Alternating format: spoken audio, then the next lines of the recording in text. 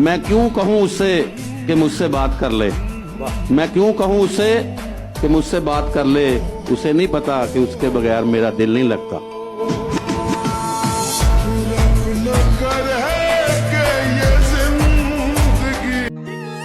इतने सस्ते नहीं थे हम जितना आपने समझ लिया।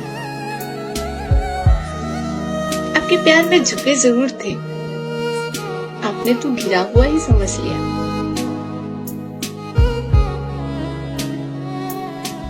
जलन नहीं थी, खौफ था मुझको उसके जुदा हो जाने का।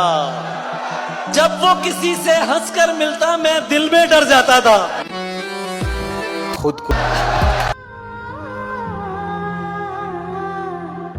हम बेटियां बनकर आई हैं माँ बाप के जीवन में, बसेरा होगा हमारा कल किसी और के आंगन में। देकर जन्म पाल के हमको बड़ा किया और फिर वक्त आने पर अपने ही हाथों से विदा किया।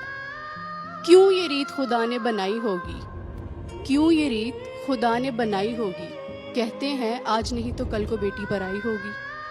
क्यों ये रिश्ता इतना अजीब होता है, क्यों ये रिश्ता इतना अजीब होता है। क्या यही हम बेटियों का नसीब होता?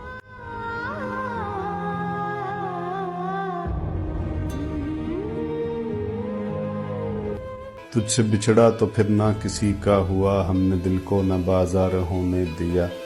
ना है शिकवा कोई, हाँ है बस से गिला, काश मुझको ना होता कभी तो मिला।